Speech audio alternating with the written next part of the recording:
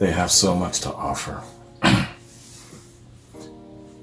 Great, distinct way of playing their musicianship, their instrumentals, their harmonizing, their storytelling, just the whole aura of the Grateful Dead is just overwhelming. It's charming.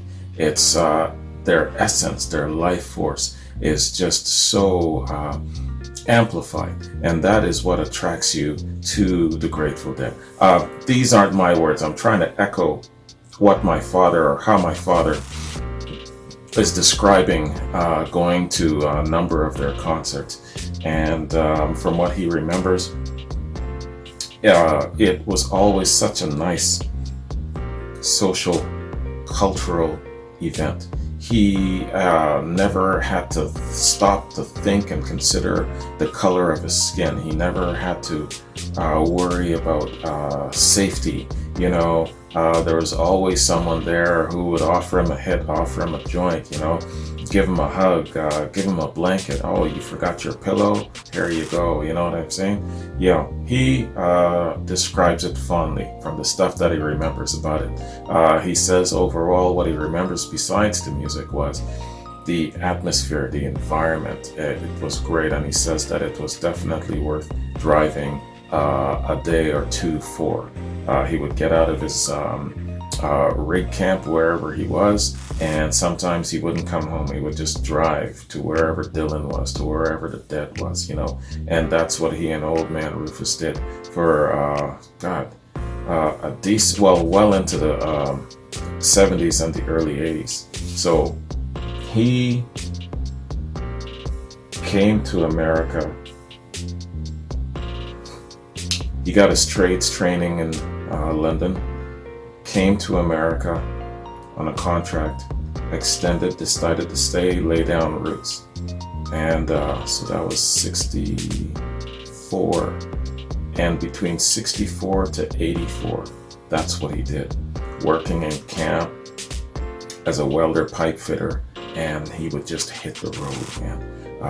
Wherever Dr. John was, wherever Johnny Winter was, wherever Dylan was, wherever these great acts were playing, he would be there, Damn, what a great, great way to get exposure to the Grateful Dead.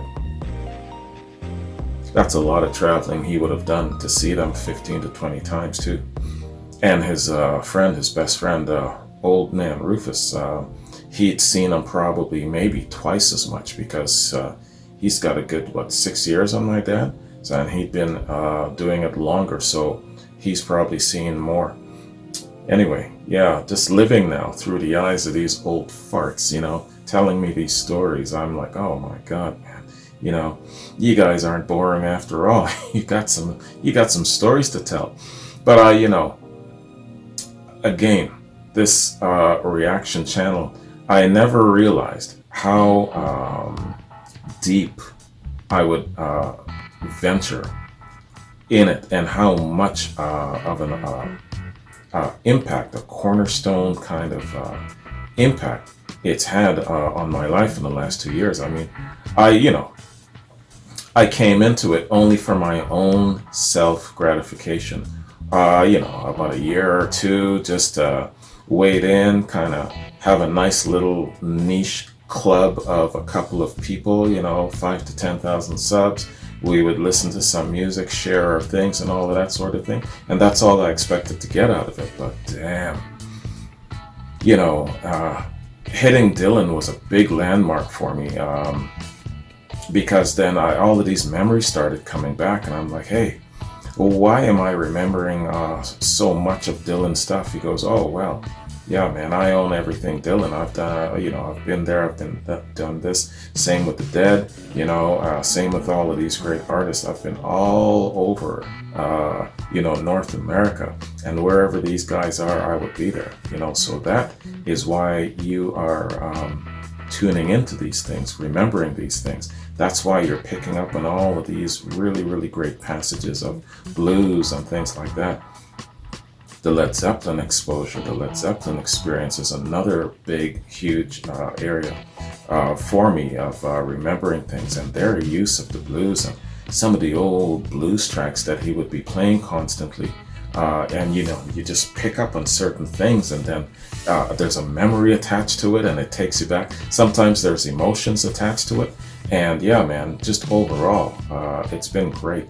The Dead is a big part of my dad's life. I didn't realize how much. I didn't realize actually how much until Jerry passed. And then now that I'm doing reactions and things of that sort, you know, I relate things to him, and then he'll tell me, oh, yeah, you know, I was there, I saw this happened. So it's really cool connecting the dots. In the early stages of my life, it was primarily my mom's influence in music, you know. That's where Soul Train comes from. That's where Solid Gold comes from, American Bandstand, Dance Fever, all of these different things.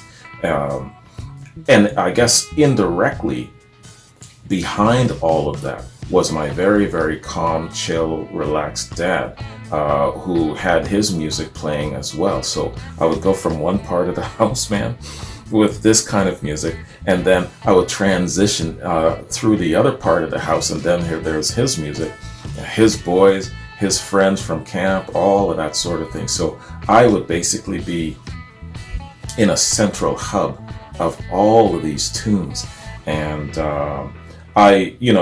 being a young kid, it was more the flash of the Soul Train and all of that sort of thing. But then I realized, as I got a little bit older, and some of the blues was starting to hit me and things of that sort. Yeah, man, my father's influence has taken over a little bit more stronger where music is concerned in more of my adult years. So it's really cool, interesting.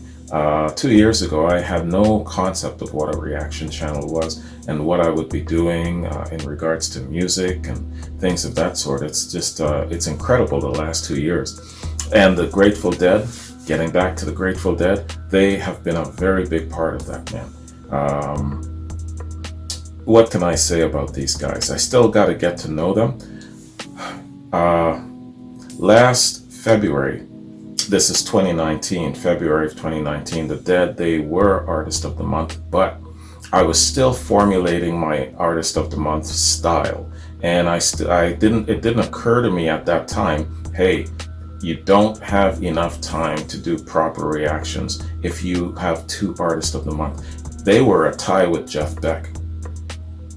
2 artists, incidentally, that were really, really influential on me. Indirectly, when I was younger, didn't realize until now, doing reactions, that I was exposed to both of these great artists. But anyway, they both ended up being Artist of the Month, and I just didn't have enough time to really soak it all in and give them their due. Big learning curve there. But so where it comes to Jeff Beck, where it comes to the Grateful Dead, a year later, I'm still playing catch up, you know, still. Anyway, enough of my damn rambling on, man. But Grateful Dead, gotta get to know them. Got to, I don't know, I've been thinking of what to do in regards to, after I do Zeppelin, should I take the Grateful Dead and do the same thing? I don't know if I want to actually do that with another band, but we'll see. I'm still formulating, but I still got to get more familiar with the Grateful Dead. Haven't really, I've scratched the surface, but haven't really gone deep into their entire catalog. I know I haven't. So I've yet to do that. I have to do that. That's a part of my destiny, it seems now. All right, man. Enough of just me. So let's so Jeffrey's last American Beauty reaction was the quad of the first 4, and this is now an album review.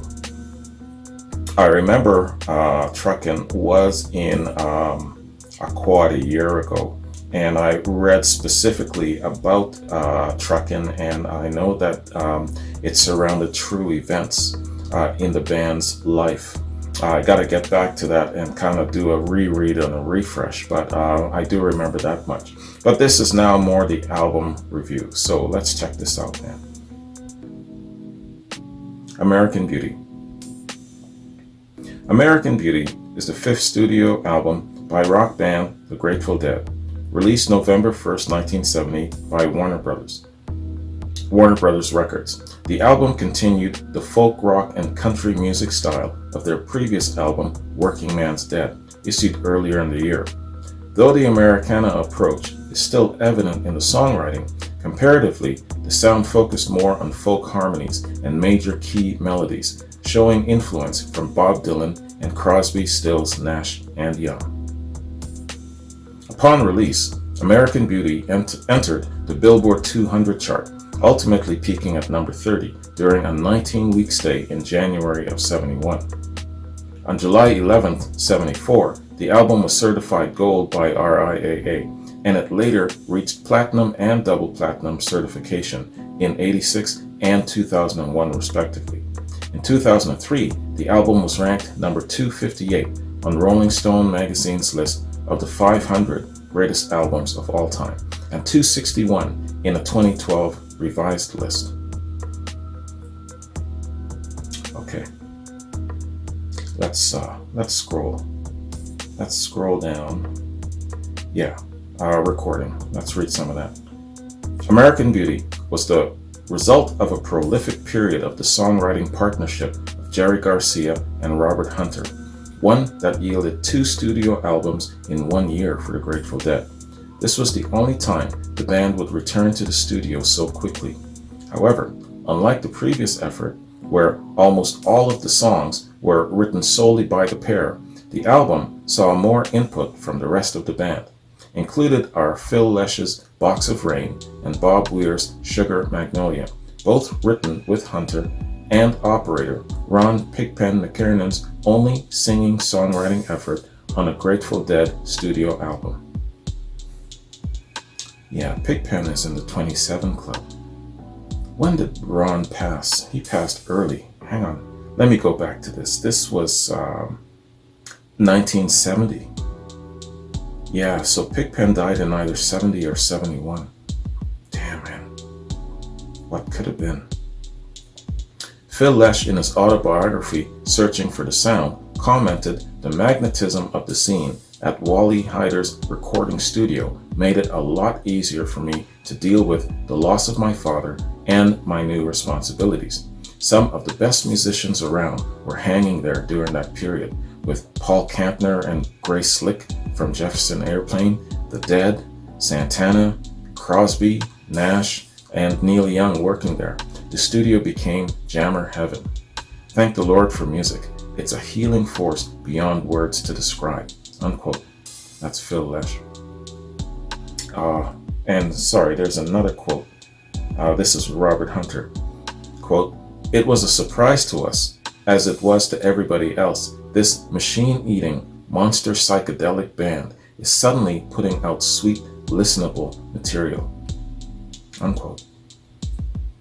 Though both albums focused on Americana songcraft, Working Man's Dead mixed the grittier Bakersfield sound with the band's psychedelic roots, whereas the mostly acoustic American Beauty focused more on major key melodies and folk harmonies, evincing the influence of Dylan and studio neighbors friends Crosby, Stills, Nash, and Young.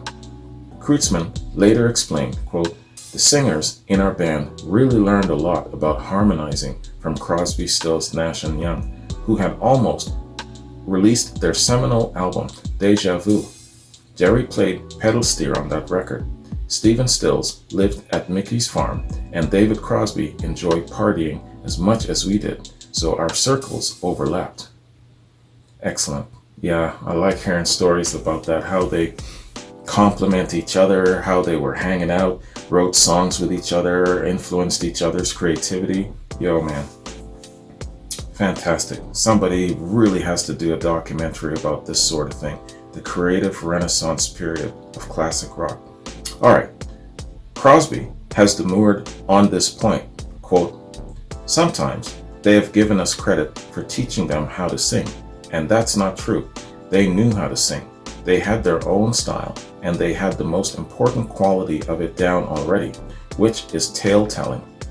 However, he has also stated The idea is when you hang out with other musicians to sort of cross-pollinate your idea streams, and that naturally happened between us on a level that was very rare. We would listen to what they were doing with time signatures and with breaking the rules, and it appealed to us a lot, unquote. That's David Crosby. Yeah, man. Fantastic. Yeah, I could see Crosby, Stills, Nash, and Young having a really good time with the Grateful Dead where it comes to creativity. And then you sprinkle in the members of Jefferson Airplane in there. Holy cow, man. You've got a melting pot of great inspiration, great creative works, great creative inspiration. That is what I'm talking about. See, shit like this is what really gets me. It intrigues the hell out of me. How the creative process was churned, how the mill started to work for some people. You know, there's usually an event that happens, or you're rubbing shoulders with somebody of great influence, you know, or something in that line. You gotta rub shoulders with successful people to become successful, right? So it's that whole, what did Crosby call it again? Hang on, I like that phrase. Tale telling. Cross-pollinate. To sort of cross-pollinate your idea streams. Love that saying. I'm gonna coin that. Cross-pollinate. Yeah, man. So this cross-pollinating of these great creative artists, yo, that is what we have to give thanks for, that these guys came out with such wonderful pieces of work. And you would say to yourself, well, what the hell? Why can't we have this sort of thing today? I don't want to get into that, man, because if I start to share my own feelings, yo, some people get on my ass. And I have to chill out with my own opinions. You know why? Because a lot of my older subscribers from the very beginning of my channel that still have my private email, they email me and they go off. So sometimes I'm up like 2, 3 in the morning reading all of these emails. And so when I get under some people's skin, get up their nose, they let me have it. So I gotta learn not to be too opinionated. I have to learn to taper it off, skim it off the top, make it smooth and stuff. You know, the most I suffer is when I go off on Rolling Stone or I go off on the Rock and Roll Hall of Fame. Some people really get after my ass for that. So I've learned to temper myself a little bit. Still learning. Still go off the odd time. But yeah, man, I gotta reduce those private emails. All right. Yeah, there we are. So we're down at reception. Andy Zwirling of Rolling Stone felt that the album was a continuation of Working Man's Dead, though there was more care and contentment in the singing, as well as the instrument playing being rich. Robert Christgau also compared the album to Working Man's Dead, feeling it was sweeter vocally and more direct instrumentally, unquote. Washington Post writer Tom Zito felt that the album showed wisdom of age when compared to their earlier works, while maintaining an exuberance of youth. Well said. Jason Ankeny at AllMusic feels that the album is the Dead's studio masterpiece, and in comparing it to Working Man's Dead, it is more representative of the group as a collective unit. Very nice. In 2003, the album was ranked number 258 on Rolling Stone magazine's list of the 500 greatest albums of all time. The American National Association of Recording Merchandisers placed the album at number 20 in its 2007 list of definitive 200 albums. The album is included in the book of the 1001 albums you must hear before you die, and in 1991, Rolling Stone ranked American Beauty's album cover as the 57th best of all time. It was voted number 103 in Colin Larkin's all-time top 1,000 albums, 3rd edition in 2000. Wow. All right, there you go, high praise. Not a single death arrow shot that tells you something right there, man. Yeah, we've just listened to one of the greatest albums ever. And again, for me, where it comes to the Grateful Dead, it's a personal quest. I have to figure out how I'm going to get familiar with them, in a sense of, I mean, I've got my Led Zeppelin project going, I've got my Unholy Trinity project going, I've got my Pink Floyd project going. I had to kind of put a few on the shelf, like my Canadian Rocker series, my One Hit Wonder series, and a couple of, just to make room and stuff like that. But down the road, I definitely want to do something specific where it comes to the Grateful Dead. Album to album treatment. I think they are more deserving of a song to song, but I gotta first, before I commit to that, see how big a catalog they've got. I mean, with Led Zeppelin, we've got 9 studio albums, right? So 9 times 10, let's just say we're around 90 to 100 songs. So that's decent, it's been a year and a half, right? And so it's not ongoing forever. With the Grateful Dead, though, I don't know. I'm going to have to look into that. But I do want to do something with them, something specific. Oh, we'll see. I'll just let that keep turning in my mind for a little bit. I get recommendations to do a lot of things from so many people. Oh, you should treat Jethro Tull the same way you treat Zeppelin. You should give this person the Zeppelin treatment. That artist, this. So there's so many things to look at. So I'm just going to wait for a little while longer and just let the idea formulate in my mind and go from there. And I'll continue to gather, input and things of that sort, and see how it goes. The whole process of how I approach reactions, it's always changing, always forming, So we'll see what revelation comes to me in the next little while, especially where the Grateful Dead is concerned. All right, man. I'm sure this reaction has been over an hour, so I'm going to cut it off here. I got quads coming up for Antoine, Charles, Jupiter, Akachita, Alan, just to name a few. Anyways, man, I'm going to bounce, so thanks very much for... oh my God, I'm late for work. Yo.